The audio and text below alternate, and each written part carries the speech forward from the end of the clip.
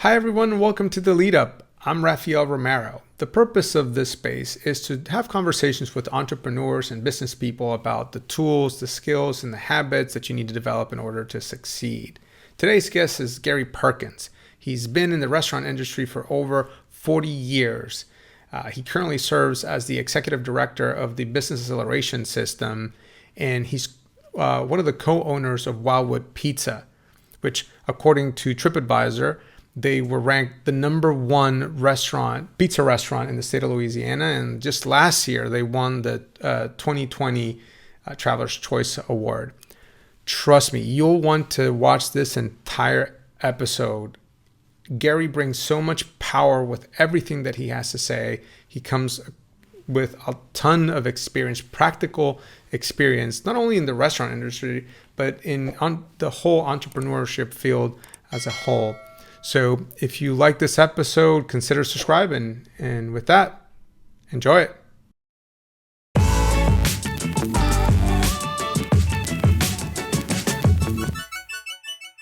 Gary, welcome to the Lead Up. I'm thrilled to have you here. You have an outstanding entrepreneurial journey, and specifically in the restaurant industry. And when I was researching you, noticing that you grew up in Central Louisiana and you actually majored in biology. And I was curious, how did you become an entrepreneur? When did you know? When was the moment that you knew that you wanted to start a company and run it? Thank you for having me. When I think back about that question, I've thought about it before. It's from my earliest time of growing up and working. I always told myself I would be a business owner one day, and it was a big dream of mine to be a business owner. I grew up in a family of non-business owners. My dad was a city fireman, and he had a side hustle putting up hurricane fences. And my brother and I were the labor force, and so I started working with him when I was 10. I was a go-getter, go get this, go get that, and so I worked for him, and I also had other side hustles. I would cut grass, and I worked for another man in our community that had a refrigeration business. And I always thought, man, I'm going to be a business owner when I grow up. And there was no history in our family of anybody owning a business or a big, other than side hustles. But it was always a dream. And when I went to college, I loved science, and I had no idea what I was going to do after college, but I knew that I was going to own a business. And so I worked my way through college by working in a restaurant, and I had to work full time and go to school when I could. So by the time I graduated 7 years later, I'd been at this restaurant so long, I was the manager, and there was a great owner there.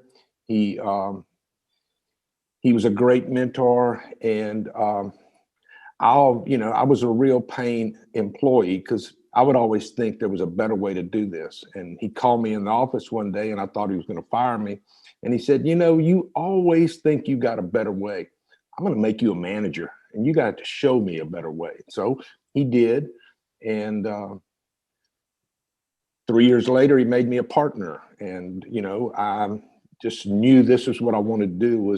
I loved the restaurant business, and it turns out I've been able to make a living in it for 40 something years. That's fascinating. And so let's help me play the movie backwards a little bit. So now you're the co-owner of Wildwood Pizza, which if you're not from Central Louisiana, you have to try this place. It's amazing. Actually, TripAdvisor, I think, ranked it as the #1 pizza place in 2019, and in 2020, the restaurant earned the Traveler's Choice Award. So it's an outstanding place. But help us play that movie backwards. So what did it take for you to get to this level of success with this current project that you have going on? Endless failures. The road to success is littered with failure.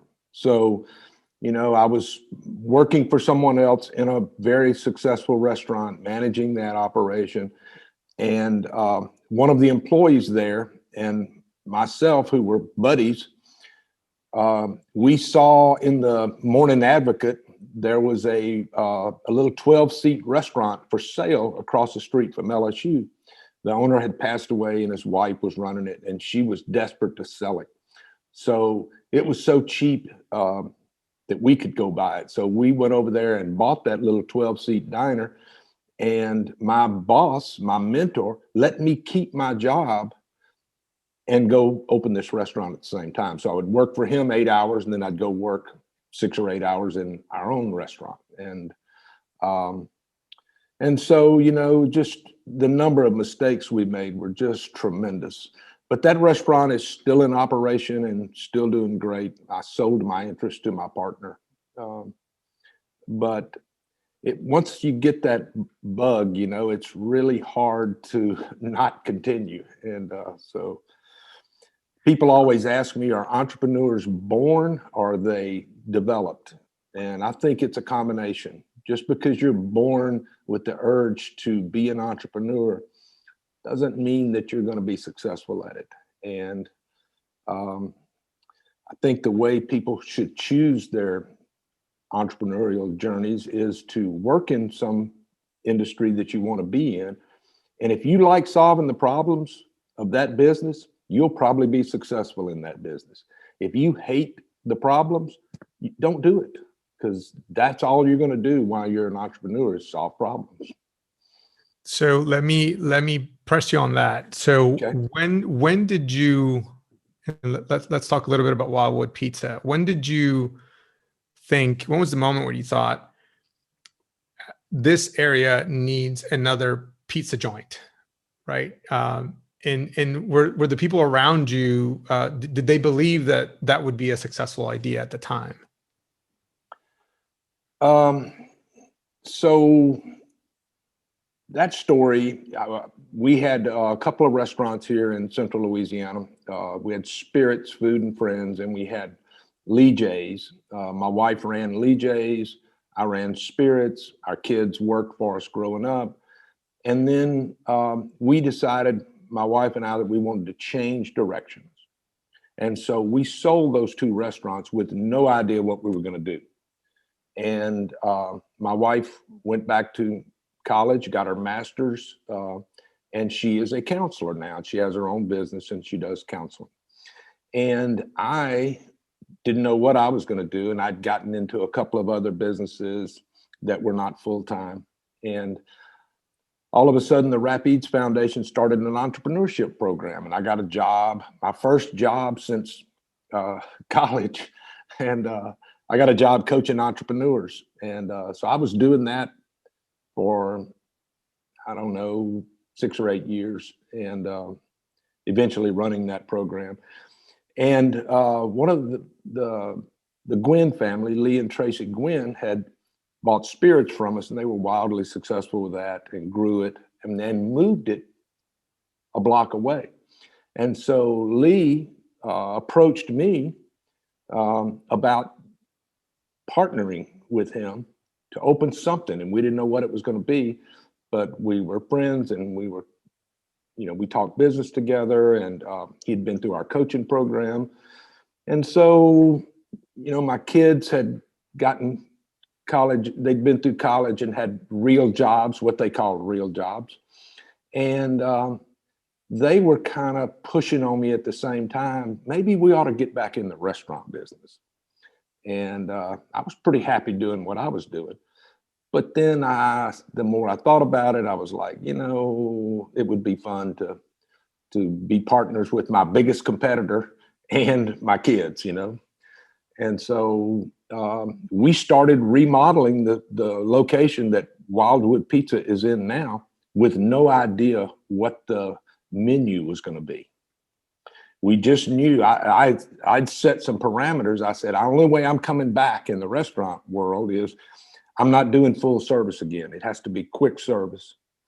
It has to be limited menu. I'm not doing anything with 50 items on the menu again. I'm too old. And so we started whittling that down, and Lee Gwynn, one of our partners, because there was 4 of us in this, we had to make decisions out of 4 of us. And so he had been looking at this wood-fired pizza operation. So my son and I got in the car and we went to Houston and Dallas, and we started looking at these. They were just one or two in each city of wood-fired operations that were popping up. And so we built a pizza oven at my house, and it was right in the garden, and we would pick vegetables and make these pizzas. And the product was so good. I said, we probably sell these. And even though the pizza market was, we thought, crowded at that time, we thought we could make an impact and actually get a return on our investment. And so my son and I went to pizza school. We researched the number one pizza school in New York City, and we went to pizza school and went up there and worked and learned how to make pizza dough and learned how to cook in a wood-fired oven. And we came home, bought us a wood-fired oven, and in a short period of time, put together a menu, and here we go. Let's see what happens. That's fascinating. And so you go to pizza school. I didn't know there was such a thing, but that's fascinating. So you go to school, you buy the equipment, but when did you know it was going to actually work? I mean, did you do some tests beforehand? Did you do some marketing or market research ahead of time? Or was just your gut instinct that you knew that you were onto something there? Well, being in the restaurant with all of us have been in it. My kids grew up all their lives. I didn't make them start working until they were 8, because that's when my dad made me start working. So they had literally grown up working in the restaurant. And so all of us have pretty good instincts. Lee Gwynn's has great instincts, as you can see by how much he's grown that spirits brand. And so, we started kicking around the idea, and then we did, in fact, cook pizza and get people to come over and taste it. And so we were doing market research, and then we started, going to Kroger and just standing out there and saying, hey, have you ever had wood-fired pizza? Would you buy, just asking people like 2 questions, and, not the same 2 questions to everybody, but just surveying people. Have you ever had wood-fired pizza? Is that something you would buy? And then we researched the restaurant magazines, and they told us that our target market were males from the time they got their driver's license till they were 40 years old. That was going to be 60% of your business. So we just saw that demographic, saw how many there were, and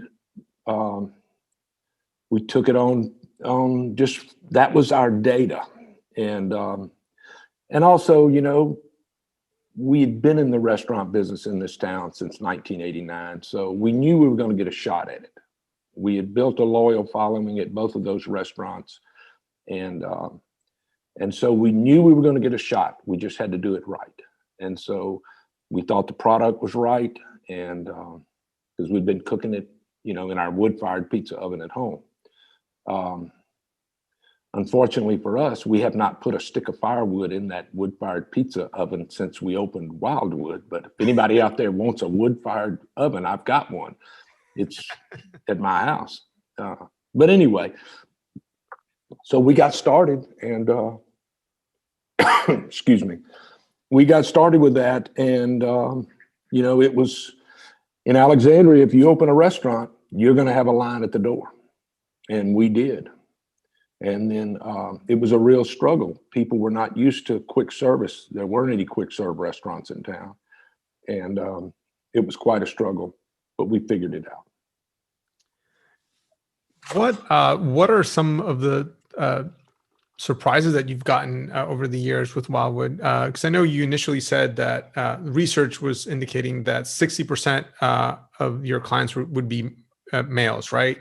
But, as a client of yours, I actually see families there. In fact, I think I don't see a lot of males. That's what I'm trying to say. I see a lot of children, a lot of family gatherings. Was that surprising to you? And is there anything else that surprised you over the years when you launched this business? That was the first surprise. After about 3 weeks, my son and I were bussing tables at lunch, and we both looked at each other and said, there's almost no males here. Every table, there was not a table in the restaurant that was all male. And we had 80% female trade. So we increased our salad offering. We were marketing on Facebook, to people that were watching ESPN or subscribing to Sports Illustrated. So it was like, nope, that's over. And so we had to pivot because we got it wrong. I mean, we didn't get everything wrong or we'd have been gone, but you are going to get something wrong. You can't get everything right. And you have to be flexible, and you have to let your customers tell you where you need to go. The problems tell you what you need to do. And so we listen to the problems and we listen to the customers. And what we've been surprised about through the years is the success of that brand. We've been very happy, and the people of Central Louisiana have been incredibly generous to us. And we have great customers, and we value them, and we go to work every day, determined to have a great product and very friendly, pleasing, good place to go operation.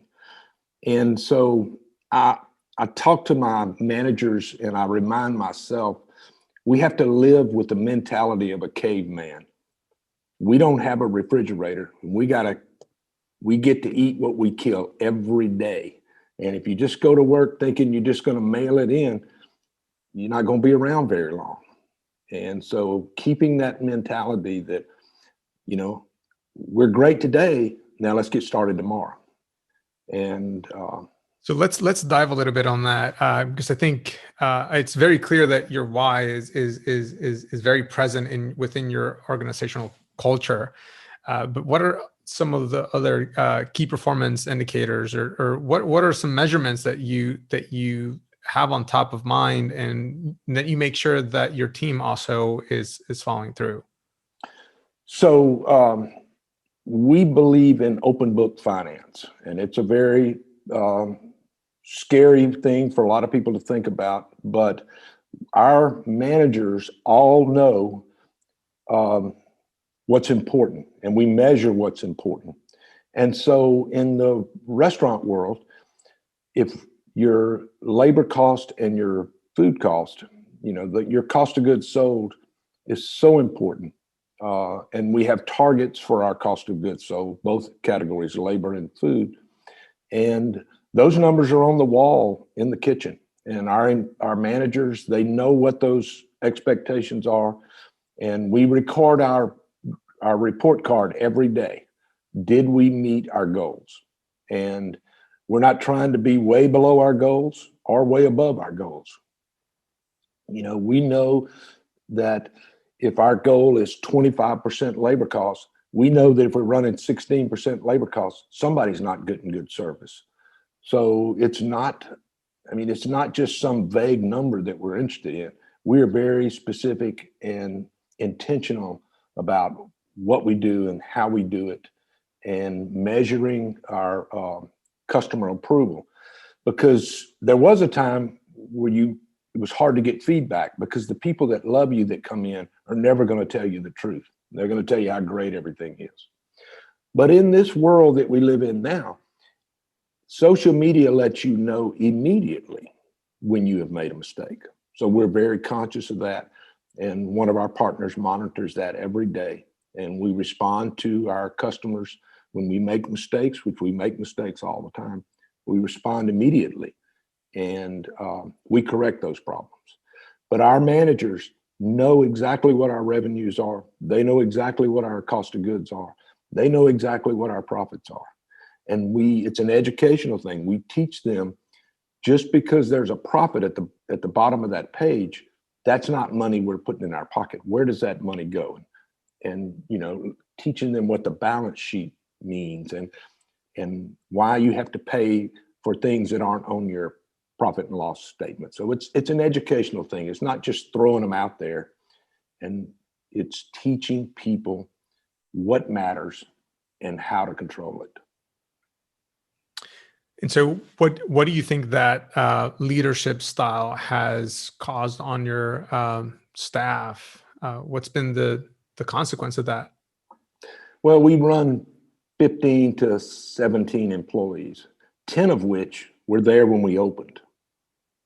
So turnover in the restaurant, where I think McDonald's, their turnover is about 2.5 times a year. They turn their employees about 2.5 times a year. We've still got more than 50% of the people that opened us with us 7 years ago. So, we try to treat our employees like they're owners, because we want them to be owners. If they come to work and they're owners, the performance is going to be radically different if they're coming to work thinking they're going to be there 6 months. And so, Gary, you're implementing all these best practices, and you have a phenomenal operation going on, and then COVID happens. And so, talk to me a little bit about what COVID did specifically to your business, and how did you had to adapt to the unknown? It was a year ago, and on March 16th, we thought the world was ending. We thought that all this we had built, we had just had, named the #1 pizza joint in Louisiana, and then we were named in the top 10% of all restaurants in the United States by TripAdvisor as customer service. And so, we thought that we had the best 2 months we'd ever had in business, January and February of 2020. And March was going to be our best month ever. And then all of a sudden on the 16th, we closed the doors. And we didn't see that one coming. And, it took a couple of days of feeling sorry for ourselves. And then we said, okay, we're going to be a go restaurant, because up until that point, about 10% of our business was to go. And so now we went from that model to 100% to go. Whoa. And so, it was either, if you're going to stay open, it's all going to be to go, because there was no more dine-in restaurant service. So it was a radical change. We had a lot of problems with it. And then we, in a couple of weeks, we figured it out. And by April, we were about 90% of our prior year number. So we had to make radical changes. Did you, prior to COVID, were you working with like Doordash and Waiter and that type of service? We'd been using Waiter. Doordash had just gotten started here, and it was cumbersome. Somebody had to call you. It wasn't a tablet online. It was really a cumbersome service. But Waiter was Lee Gwynn was my partner, was friends with the guy that started Waiter, and so we were one of their early test markets outside of cities much bigger. And so we had been using Waiter. It just hadn't, people were not used to using it. And then once the governor shut down all the restaurants, everyone got real comfortable with delivery services. So do you think that will have a lingering or long-lasting effect on consumer behavior when it comes to indoor dining? Or do you think that will come back as it was maybe a year or two ago? Or do you think people are just getting comfortable using the technology and just, using services like Waiter or just the curbside pickup? Right. We're preparing for either option. We think it's going to be a blended model. People got used to the idea of drive-through pickup, and but I've seen things in the last year that I never thought I would see in this world, in the business of restaurants. So we're going to be preparing for any of those options, because I'm not a very good predictor. Yes, and man, if we could predict what would happen before or after, we'd be billionaires at this point. Right. But how would you rate the government responds at a local and a federal level when it comes to assisting small businesses, specifically restaurants? The PPP program was that saved the restaurant world because we That's the couldn't. Paycheck Protection Program. Paycheck protection program loan, and it was a loan, and we knew we had to be judicious with our money. If it had started off as just a grant, we wouldn't have been as judicious with it. So it was brilliant strategy to make it a loan. Now we're held accountable, and if we don't do what they tell us to do, we're going to have to pay it back. So we spent it wisely, and that was a great strategy. And I think the governor of Louisiana did a good job of trying to constantly preach to everyone about safety and how important this was. I know he got a lot of criticism, but as it turns out, he was right. Texas opened up twice and had to shut it back down, and we watched other states really be reckless at times. And, I was very proud of what our governor did, and it harmed our industry, but it had to be done. And, it's better that we all survived than to have opened back up and, had that tragedy be twice as bad. Yes. And again, I think what I love about Wildwood Pizza and the operation that you're running there is that it's always been adapting. Not just because of COVID, but just constantly your menu is constantly updating and you're introducing new things, new flavors, and it's an amazing operation. So congratulations on your success. And if you're listening and watching, I hope that you're grasping all the complexities that Gary and his team have to deal with over the last year or so. But it's not something that just magically happened. It's been a journey. And before I ask my last question, though, Gary, where can people find more information about Wildwood Pizza and about you? Well, I have a day job. I coach entrepreneurs for Louisiana Central, and then I'm at Wildwood Pizza bussing tables at lunch and on weekends. That's my hobby. So you can always stop by Wildwood and have a conversation. And you can email me at gperkinssinlaw.org and with questions about entrepreneurship.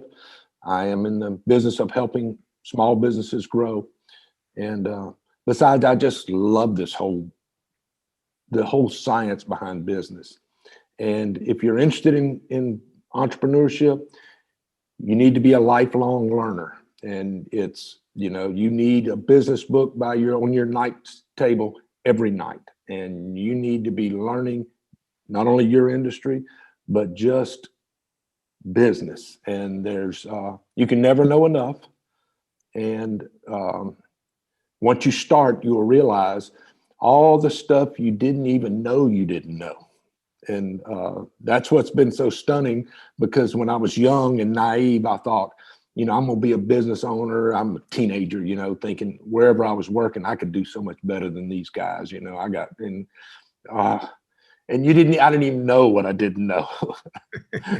So, Gary, that's a perfect segue into our last question, which is and I'm going to ask you this is a really difficult question for you.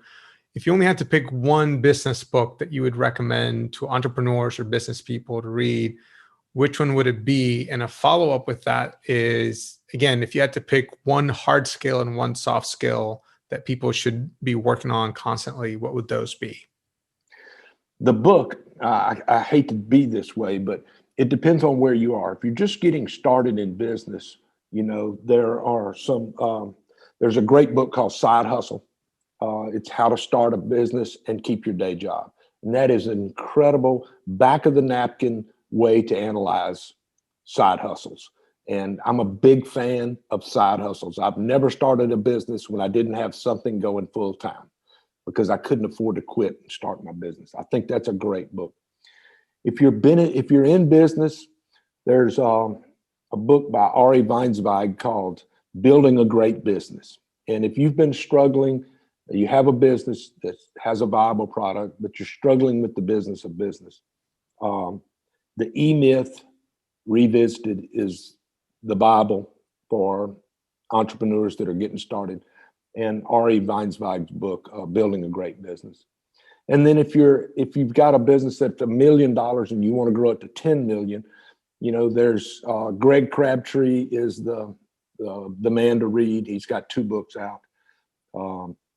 And then there's a book called The Ultimate Blueprint for an Insanely Successful Business. And that's by Cunningham. And it's that, how do I go from a business that's making me a living to creating an asset that's going to have value for, the next generation, or sell it, and how are you going to grow that thing? So it depends on where you are. And the second question, the hard skills. As much as none of us want to admit it, when you're getting started in business, you've got to learn accounting. There's no way around it. You can't say, I have a CPA or somebody else is going to do that for me. That is a guarantee for failure. So that's a hard skill that, I've never been good at, but I'm still training and learning, and I look at my numbers every day. And then the soft skills, emotional intelligence. If you're not reading about that, you're going to have a hard time leading people, because the only way you can be successful is I've got to be able to help my employees better their lives. And that doesn't just mean by paycheck. I've got to help them live a happier life. And as long as I am helping them better their lives and live a happier life, they're going to go down this journey with me. And changing employees every year is not the recipe for success. With that, thank you so much, Gary. We'll have to do this again soon. I enjoyed it. It's great talking to you. Thank you for doing what you do.